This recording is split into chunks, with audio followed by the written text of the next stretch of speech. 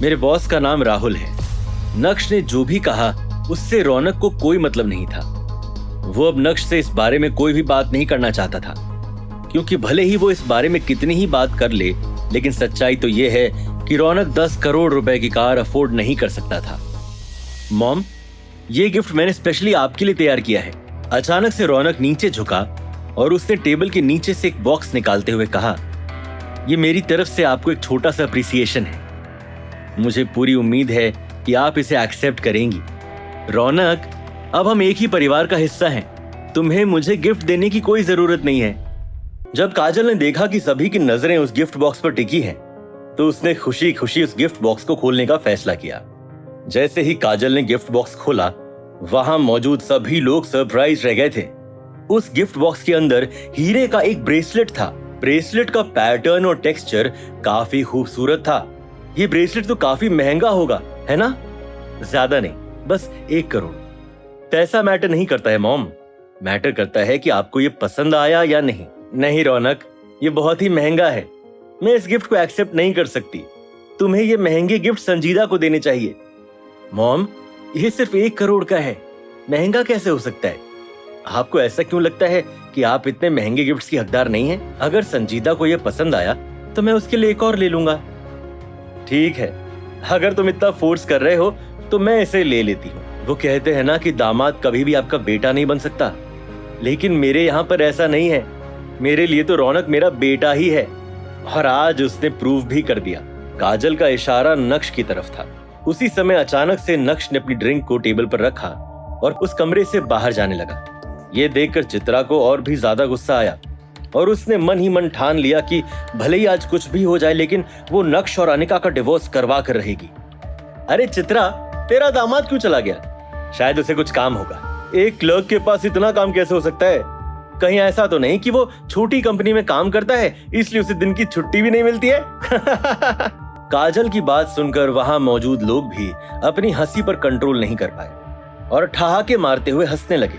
लेकिन उसी समय किसी ने भी एक्सपेक्ट नहीं किया था कि नक्श अपने हाथ में एक रेड कलर का बैग लेकर उस कमरे में दाखिल होगा। तुम वापस क्यों आ गए? क्या तुम्हें नहीं लगता कि आज के लिए इतना तमाशा काफी है? नक्श, तुम जाओ और नीचे जाकर मेरा इंतजार करो। मम्मी जी, मेरी और अनिका की शादी को काफी समय हो गया, लेकिन मैंने कभी आपको कोई अच्छा तोहफा नहीं दिया।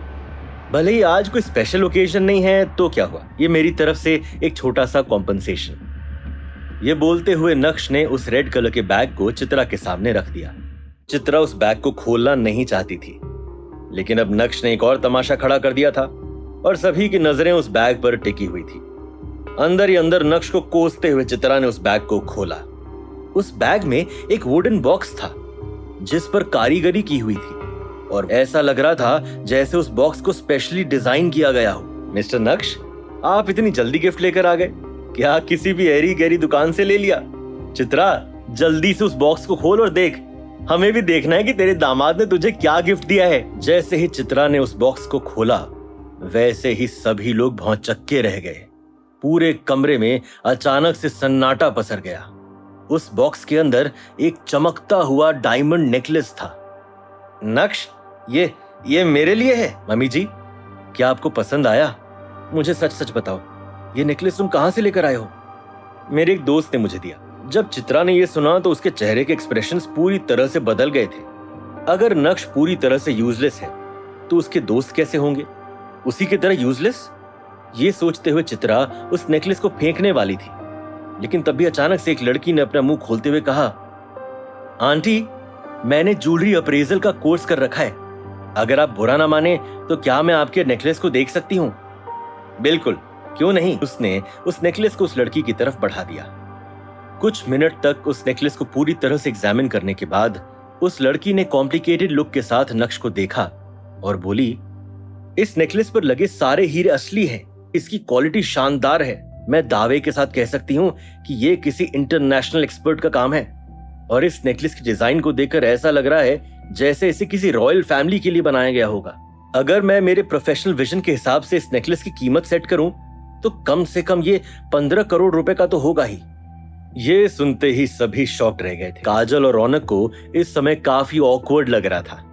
नक्श के 15 करोड़ रुपए के नेकलेस के सामने उनके 1 करोड़ रुपए के ब्रेसलेट की कोई कीमत ही नहीं थी। नक्श, क्या तुम वाकई में ये नेकलेस मुझे देना चाहते हो? मम्मी जी, मैंने जो पूछा आपने तो उसका जवाब ही नहीं दिया। क्या आपको ये पसंद आया? ऑफ कोर्स, मुझे बहुत पसंद आया। आपको पसंद आया तो ये आपका। अब घमंड खाने का समय चित्रा का था। जब उसने देखा कि सभी उसके नेकलेस को देख रहे हैं तो तुरंत ही उसने अपने गले की शोभा बढ़ाते हुए उस नेकलेस को पहन लिया। चित्रा, इसका मतलब तेरा दामाद बहुत ही ज्यादा अमीर है। अरे शीला, कैसी बात कर रही है? हमारे अनिका इतनी पावरफुल है, तुझे क्या लगता है कि वो ऐसे ही किसी से भी शादी कर लेगी क्या? चित्रा, क्यों ना हम एक फैमिली डिनर प्लान करें? एक एक करके सभी लोग अब चित्रा और उसके परिवार की तारीफ करने लगे थे। काजल और रौनक को कोई पूछ भी नहीं रहा था। ठीक उसके बाद अनिका और नक्श वहां से निकल गए। क्या नक्श का ये हीरो का हार लेकर आएगा और नई परेशानियां? कब तक छिपा रहेगा नक्श का असली रूप? क्या अनिका होगी वो कड़ी जो लाएगी नक्श का छिपा चेहरा सबके सामने? ये जानने के लिए देखिए अगला एपिसोड सिर्फ पॉकेट FM के YouTube चैनल पर, और इंस्टा एम्पायर के सारे एपिसोड सुनने के लिए डिस्क्रिप्शन में दी गई लिंक से डाउनलोड कीजिए पॉकेट FM ऐप।